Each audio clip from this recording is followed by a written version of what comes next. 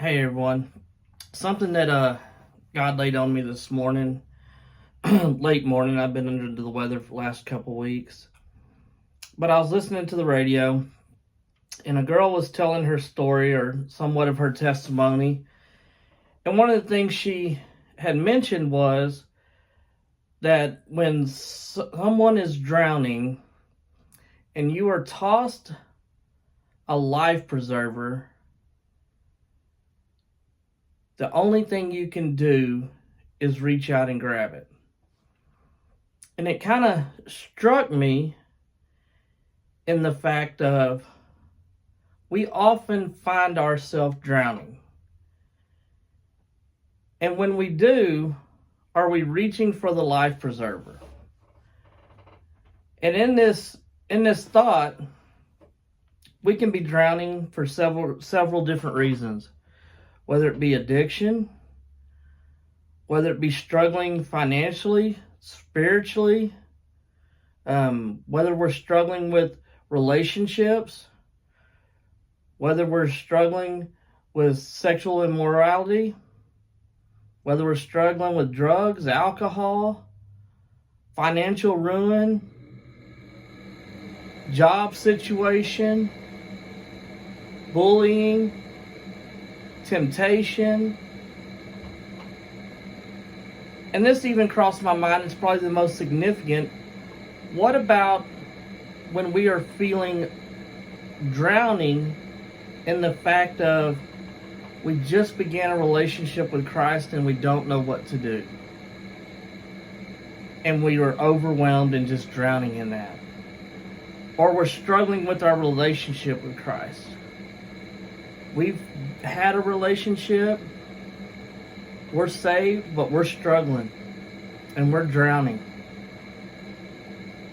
What about I really feel like God's calling me to something and I don't know what to do about that and I find myself drowning?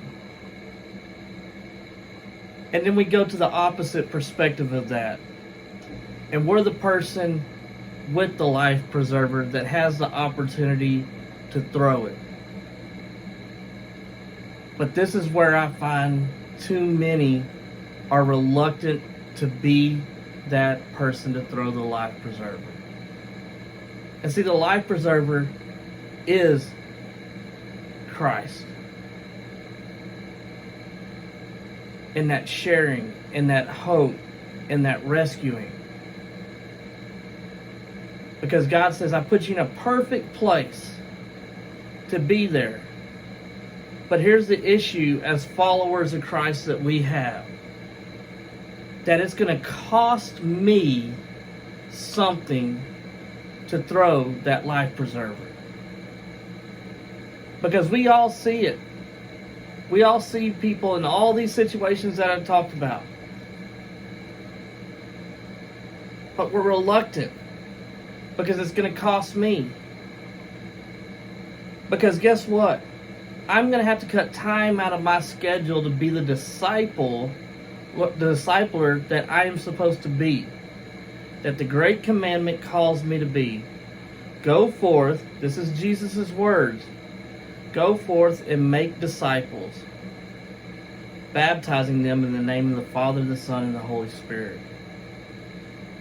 So when I see somebody struggling for whatever reason, and God puts me in that place, it's going to cost me. And that's the problem that so many have. I'm going to have to take time out to disciple this person, to be there for this person, to be counted on. I'm going to have to commit and show up. I'm going to have to commit. That means I'm going to have to rearrange my schedule. And as humans, we have our schedule set. Every day we're doing something. And we have our schedule set already.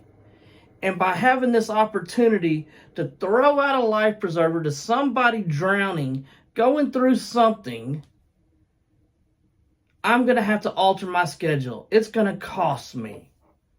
It's going to cost me time. It's going to cost me resources. I'm going to have to commit to something new. I'm going to have to adjust my schedule.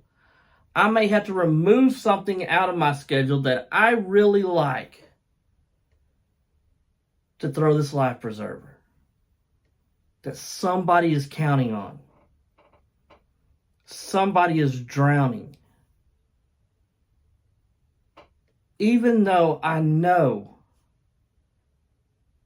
that life preserver is a saving device. That Jesus is that saving device. And me sharing, me opening up. But it goes back to my own selfish pride of, can I commit? Because the device will take care of itself. Jesus doesn't need our help. He's saying, there's the door. There's the person. All you have to do is share it. All you have to do is reach out. All you have to do is stop and do what I've commanded you to do. But yet, that's hard. It's so troubling for us. Can you do it? Can you share? Can you swallow that pride? Can you alter your schedule? Can you be what we've been called to be? A discipler. That's tough. Pray about that.